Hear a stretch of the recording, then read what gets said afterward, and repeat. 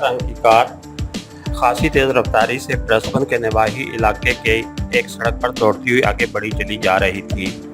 Car की driving seat पर Joseph था, जबकि साइड सीट पर जवाना बैठा हुआ था। ब्रिस्बेन का ये नवाही इलाका छोटे छोटे नीले नुमा पहाड़ों पर मुश्तमिल था, लेकिन दूर दूर तक ये इलाका वीरान था। अलबत्ता इन टीलों के दरमियान खासी फ्रॉग सड़क मौजूद थी, जिस पर ट्रैफिक भी खासी थी। ज़्यादातर कारें और ट्रक थे। ये सड़क इस इलाके के एक अहम शहर रोज़ वैली को ब्रिस्बेन से मिलाती थी। रोज़ वैली सनती इलाका था, वहाँ चूँकि बड़ी बड़ी फैक्ट्रियाँ थीं, इसलिए रोज़ वैली खासा आबाद इलाका था। यही वजह थी कि इस सड़क पर भी हर वक्त खासा रश नज़र आता था। जवाना और जोसेफ जोलिया और उसके साथियों से अलहदा होकर सीधे बलाशर के पास गए थे और बलाशर की मदद से उन्होंने ये कार और एक छोटी सी रैशगाह हासिल की थी। और फिर जोसेफ के कहने पर ही उस वक्त वो उस कार में सवार रोज़ वैली की तरफ बढ़े चले जा रहे थे। जवाना जोसेफ से रोज़ वैली जाने की वजह बार बार पूछ रहा था, लेकिन जोसेफ ने हर बार यही जवाब दिया था कि रोज़ वैली पहुंचकर वो बताएगा, पहले नहीं। चुनांचे जवाना को मजबूरन खामोशी इख्तियार करनी पड़ी थी। इस वक्त भी कार में खामोशी थी। कार की सीट से सर टिकाए जवाना खामोश बैठा हुआ था। उन्हें ब्रिस्बेन से निकले हुए तकरीबन 1 घंटा हो चुका था और नक्शे के मुताबिक उन्होंने आधा सफ़र तय कर लिया था। लेकिन जाहिर है जवाना के जहन में तजस्सुस मौजूद था, क्योंकि रोज़ वैली जाने का फैसला जोसेफ ने नक्शा देखते देखते अचानक किया था और ये बात जवाना मालूम करना चाहता था कि आखिर जोसेफ वहाँ क्यों जा रहा है।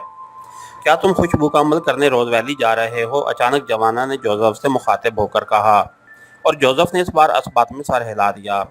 लेकिन ये खुशबू का अमल क्या होता है, मुझे बताओ, जवाना ने कहा। खुशबू का अमल अफ्रीका के एक ख़ास अमल का नाम है और इस अमल के लिए रोज़ वैली जा रहे हैं, जोसेफ ने जवाब दिया। कैसा अमल? क्या कोई जादू का अमल है? जवाना ने और ज़्यादा हैरान होते हुए पूछा। तुम इसे जादू का अमल भी कह सकते हो, जोसेफ ने जवाब दिया। क्या होता है ये अमल? तफसील बताओ। क्या होता है ये अमल? तफसील बताओ, जवाना ने गहरी दिलचस्पी लेते हुए पूछा।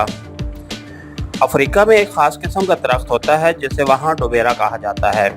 उसकी छाल को जलाकर जब कोई विच डॉक्टर सूंघता है तो उसके दिमाग से निकलने वाली लहरें बेहद ताकतवर हो जाती हैं और फिर वो अपने जहन में जिस आदमी का तस्वर कायम करता है, ये लहरें उस आदमी के जहन से जा टकराती हैं। इस तरह विच डॉक्टर का ज़हनी राब्ता उस आदमी से हो जाता है, लेकिन इस आदमी को उसका इल्म नहीं होता। लेकिन विच डॉक्टर उस आदमी की आंखें बन जाता है, उसका जहन बन जाता है। फिर वो आदमी जो कुछ देखता है या देख रहा होता है वही कुछ उस विच डॉक्टर को नज़र आने लगता है।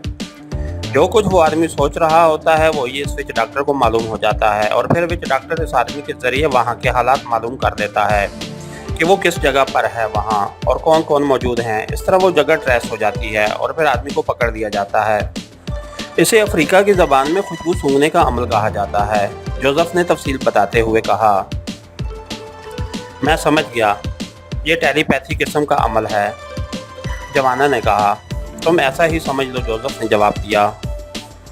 तो क्या रोज़ वैली में ये दरख्त होता है? तुम्हें कैसे मालूम हो गया? जवाना ने कहा। तफसीली नक्शे में रोज़ वैली में मौजूद चीदा चीदा सनतों के बारे में इशारे दर्ज हैं। उसमें एक ऐसी फैक्ट्री का नाम भी दर्ज था जहां सालोमन लकड़ी से इंतहाई कीमती मसनूआत तैयार की जाती हैं। इस फैक्ट्री का नाम भी सालोमन फैक्ट्री रखा गया था। एक बार बॉस इमरान ने मुझे बताया था कि अफ्रीका की लकड़ी डोबेरा और सालोमन की खुसूसियात एक ही होती हैं। उन्होंने बताया था कि सालोमन लकड़ी से भी खुशबू का अमल किया जा सकता है, इसलिए मैं रोज़ वैली जा रहा हूँ ताकि वहाँ से सालोमन लकड़ी लेकर उसके ज़रिए खुशबू का अमल कर सकूँ, जोसेफ ने जवाब दिया। लेकिन ये लकड़ी क्या सिर्फ रोज़ वैली में ही मिलती है, ब्रिस्बेन में नहीं मिलती? जवाना ने कहा। मुझे नहीं मालूम, हो सकता है मिलती हो, लेकिन जब रोज़ वैली में इसकी बाकायदा फैक्ट्री मौजूद है तो फिर यहाँ उसकी तलाश में वक्त ज़ाया करने का फ़ायदा, जोसेफ ने कहा और जवाना ने इस बात में सर हिला दिया। इसका मतलब है कि तुम मास्टर के जहन से रब्ता करोगे, इस तरह मास्टर को ट्रेस कर लोगे, जवाना ने कहा। हाँ, मुझे यकीन है कि ऐसा हो जाएगा, जोसेफ ने जवाब दिया। लेकिन तुमने पहले ऐसी कोशिश क्यों नहीं की थी? और चीफ को इस बात का इल्म कैसे हो गया है? क्या वो भी अफ्रीका का बाशिंदा है? जवाना ने कहा तो जोसेफ हंस पड़ा। चीफ अगर बास का चीफ है तो जाहिर है वो बास से भी ज़्यादा जानता होगा, इसलिए इसमें हैरत की क्या बात है? باقی میرے ذہن میں یہ بات آئی ہی نہیں تھی۔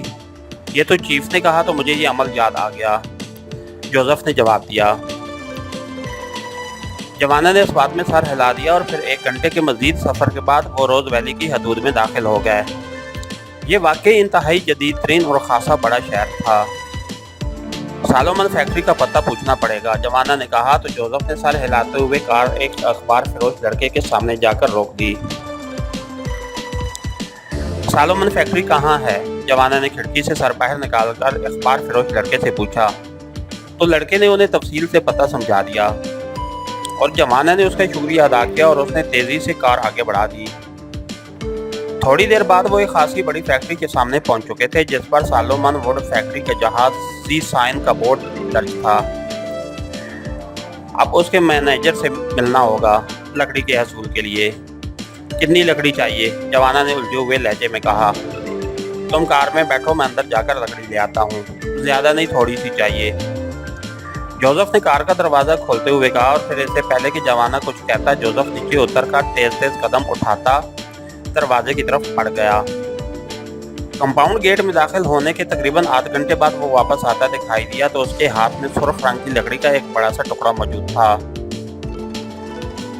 چلو اب تم کار چلاؤ اور ہمیں کسی ویران جگہ پر چلنا ہوگا، البتہ مجھے مارکیٹ سے لائٹر وغیرہ بھی خریدنا ہوگا، جوزف نے کہا تو جوانا گھسٹ کر ڈرائیونگ سیٹ پر بیٹھ گیا۔ جبکہ جوزف سائیڈ سیٹ پر بیٹھ گیا اور لکڑی کا ٹکڑا اس نے اپنے پیروں کے قریب رکھ لیا اور جوانا نے کار آگے بڑھا دی۔ مارکیٹ سے جوزف نے خریداری کی اور پھر ان کی کار واپس برسبن کی طرف بڑھی چلی جا رہی تھی کیونکہ راستے میں موجود ویران علاقہ اس خوشبو کے عمل کے لیے زیادہ مناسب تھا۔ وہاں کسی قسم کی کوئی مداخلت کا امکان نہ تھا۔ اس ویران علاقے میں پہنچ کر جوانا نے کار سڑک سے اتار دی اور پھر ٹیلوں کے درمیان میں وہ اسے دوڑاتا ہوا سڑک سے کافی دور اندر پہنچ گیا۔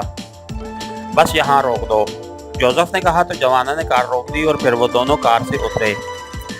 جوزف نے ایک چٹان کو منتخب کیا اور پھر اسے صاف کر کے وہ اس پر آلتی پالتی مار کر بیٹھ گیا۔ اب جب تک میں آنکھیں نہ کھولوں تم نے بالکل خاموش رہنا ہے ورنہ سارا عمل کارت ہو جائے گا، جوزف نے جوانا سے کہا۔ جوانا نے اس بات میں سر ہلا دیا۔ وہ ایک طرف ہٹ کر ایک دوسری چٹان پر اس طرح بیٹھ گیا تھا کہ اس کی ٹانگیں نیچے لٹک رہی تھیں۔ اس کے چہرے پر دلچسپی اور اشتیاق کے تاثرات نمایاں تھے۔ شروع میں وہ اس قسم کے کاموں کا خود مذاق اڑاتا تھا، لیکن اب اسے تجربہ ہو چکا تھا کہ اس دنیا میں نہ جانے کیسے کیسے پراسرار نظام کام کر رہے ہیں، تو اب اس نے ایسی چیزوں کا مذاق اڑانا بند کر دیا تھا، اس لیے اب وہ دلچسپی سے یہ سب کچھ ہوتا دیکھ رہا تھا۔ جوزف نے لکڑی اپنے سامنے رکھی اور پھر مارکیٹ سے خریدے ہوئے سامان کا تھیلا کھول کر اس نے اس میں سے ایک بوتل نکالی جس میں شاید کوئی خاص محلول تھا۔ اس نے بوتل کھول کر اس میں موجود محلول اس لکڑی پر ڈالنا شروع کر دیا۔ یہ کیا چیز ہے جوزف؟ جوانا نے پوچھا، کیونکہ سامان جوزف خود ہی جا کر خرید لایا تھا۔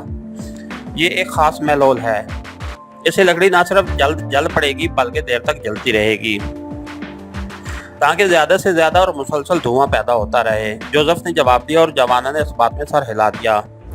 محلول سے لکڑی کو اچھی طرح گیلا کرنے کے بعد جوزف نے تھیلے میں سے ایک لائٹر نکالا اور اسے جلا کر اس نے شعلے کو جیسے ہی لکڑی کے قریب کیا، لکڑی نے یکلخت آگ پکڑ لی اور پھر چند لمحوں بعد اس میں سے گاڑھا دھواں نکلنے لگا اور جوانا نے محسوس کیا کہ عجیب نامانوس بو ہر طرف پھیل گئی تھی۔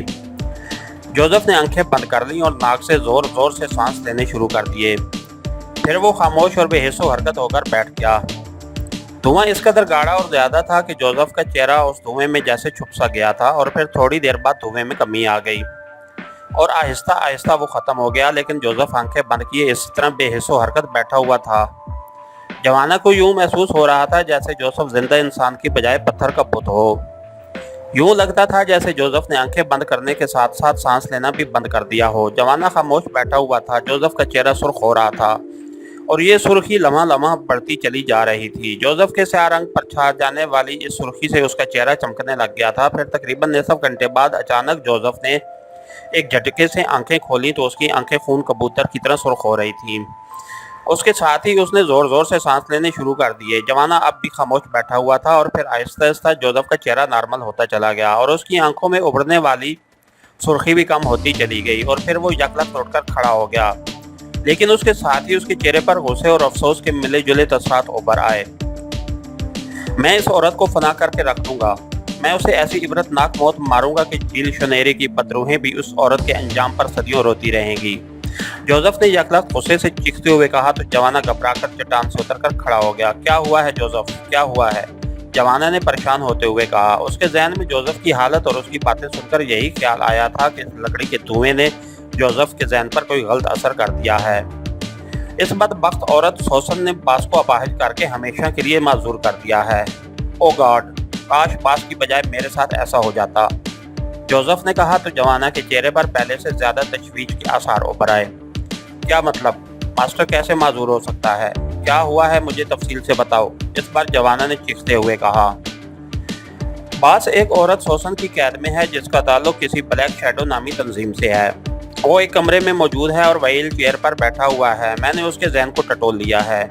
बास को मालूम है कि उस औरत ने कोई खास इंजेक्शन लगाकर बास की टांगों को हमेशा के लिए माजूर कर दिया है, लेकिन बास को खुद भी मालूम नहीं है कि वो कहाँ है और ना ही वो औरत सोसन सामने आई है कि मैं उसके जहन में दाखिल होकर उसे जगह मालूम कर लेता। लेकिन इतना मालूम हुआ है कि बास है बरसबन के इलाके में ही। जोसेफ ने चट्टान से नीचे उतरते हुए कहा। ओह, मास्टर जिंदा है, यही अच्छी बात है। बाकी रही माजूरी तो इसका इलाज हो जाएगा, तुम फिक्र मत करो। दुनिया में ऐसी कौन सी बीमारी है जिसका इलाज ना हो सकता हो? जवाना ने कहा तो जोसेफ का बिगड़ा हुआ चेहरा भी नॉर्मल होने लग गया। अब इस ब्लैक शैडो को तलाश करना पड़ेगा, उसके किसी आदमी को, जोसेफ ने कहा।